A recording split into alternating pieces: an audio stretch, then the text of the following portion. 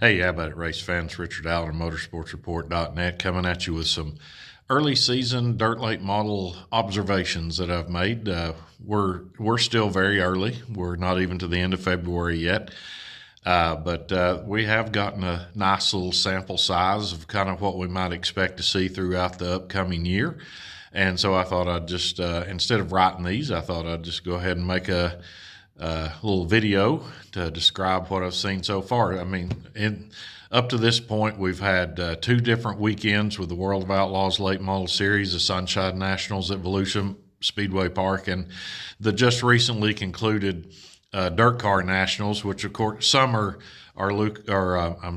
are World of Outlaws sanctioned and some are Dirt Car sanctioned. So we've had that. We've had the Wild West Shootout back in January out in Arizona. And we've had a couple of regional tours. Had a Hunt the Front race, and they had some of theirs to get weathered out.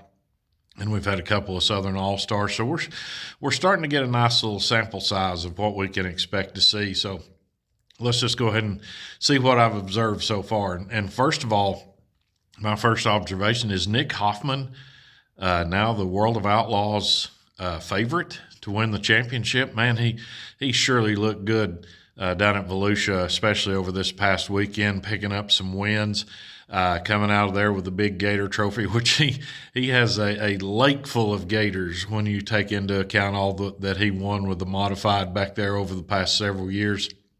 But man, he really looked good.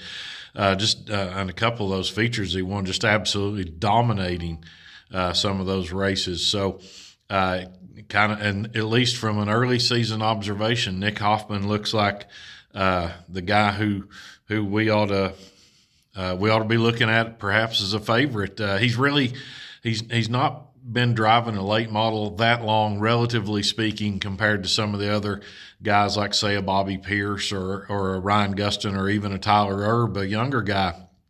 I'll probably have more late model experience because Hoffman was in the modified for quite a few years there before moving over, and now he's in that Ty Tworg racing ride, and it's obviously very competitive. One thing about Hoffman here going forward, if he is going to contend for the World of Outlaws Championship, which he did last year, so no reason to think he won't this year. As a matter of fact, he's showing even more likely perhaps to compete, and he knows how to win a championship. He's won so many championships over the course of his career, whether it be Summer Nationals or UMP modified stuff that he's done.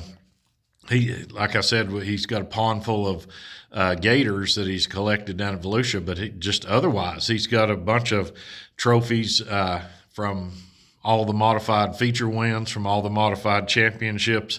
Yes, it is early to be making a big statement like trying to figure out who's going to win a championship or something. And I'm not necessarily saying that he is.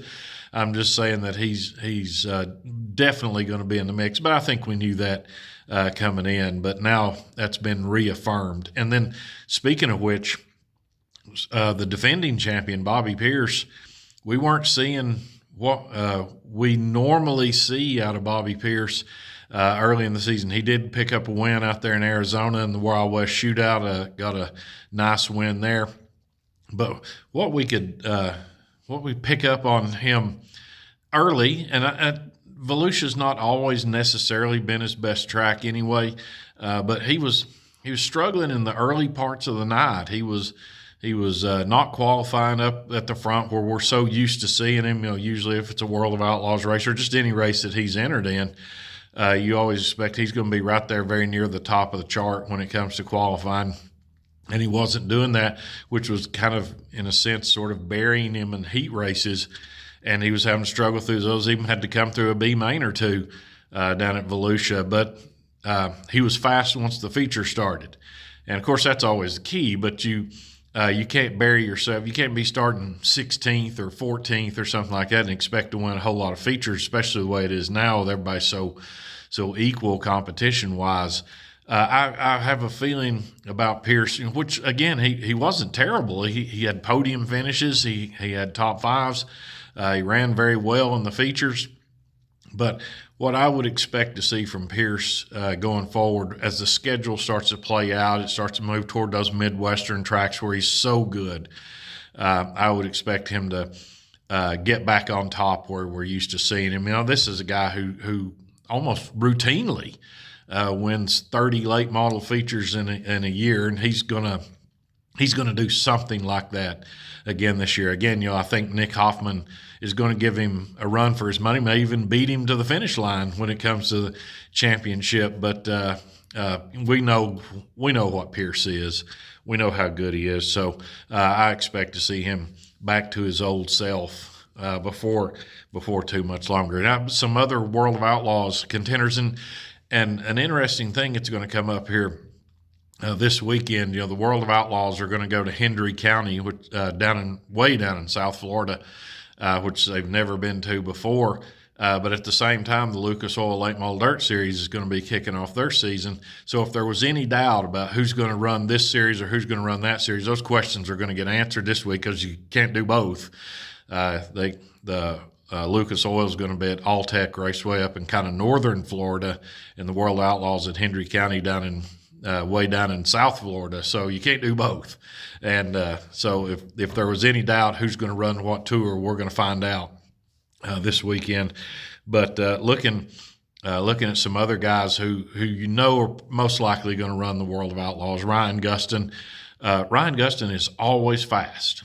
That's something you can always count on. He's a hard charger. He's an aggressive driver, always fast. The problem that he's had in the early part of the season that we've seen from him before is a little bit of inconsistency, where he'll run fast, he'll do really well on one particular night, and then the next night to have some sort of mechanical problem or something like that crops up, and he winds up with an 18th place finish, where the night before he was on the podium, or vice versa. So if he and his team can figure out how to iron that out, this guy's going to be tough, and we know he's a threat to win any race he enters. He got that big win last year in USA Nationals, so we know he's always got a chance to pull off something big, and just finding the consistency will go a long way for him. And then another guy who I think is going to be a strong contender all throughout the World of Outlaws season is Tim McCready. McCready's already got one win. He picked up a win back at the Sunshine Nationals, driving the Boom Briggs car. I think that he and that team toward the end of last year really, really started to gel, and I think they're continuing that here in this early part of the season. So, and of course we know McCready's one of I think it's 4 drivers who have won both the Lucas Oil Late Model Dirt Series Championship and the World of Outlaws Championship. So the guy knows how to win. He knows how to maintain consistency. He knows how to put himself in the right position. So I look for that to continue with Tim McCready. I think he's going to be in a good position when we get down toward the end of the season. Another guy I'm really looking forward to watching him progress throughout the season is Tyler Erb. He's gone back and forth. He's run some national tour stuff, and he's not. Looks like he's going to run the World of Outlaws this year. With Tyler, we always know the talent's always been there. The speed has always been there. We've always known that. But there have been times when he hasn't shown the maturity level of a guy who could, run seriously for a championship. And I think we're getting to the point where we're starting to see that now. And he's at that perfect age, that perfect time in his career, as any driver, anybody in any sport is, where they reach that point where the talent is still there. They still got that young drive and talent and ability, but at the same time, the experience is starting to catch up. You're starting to get that crossing of experience and talent, and I really want to see where this leads with Tyler Erb. I think he's going to have a good season. I think he's going to win some races. I think he's going to stay up there, well up in the World of Outlaws points as the season plays out. And then there are 3 guys who, at least who I don't think are going to run the World of Outlaws series, but I guess it's one of those things you never know. We'll find out this weekend. Brandon Sheppard and the Rocket House Car team looked like Brandon Sheppard and the Rocket House Car team for the last few years.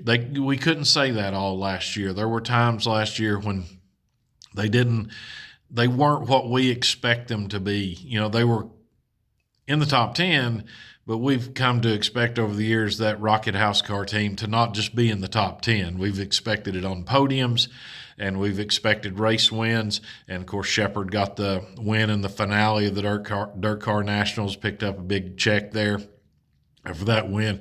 Really turned in a good performance. But every night he was there. He was in contention. You knew he was there. It's one of those, like, there were times last year, just to be honest, there were times when you didn't know for sure that he had been there. They run okay to be back there about 8th or 10th, something like that.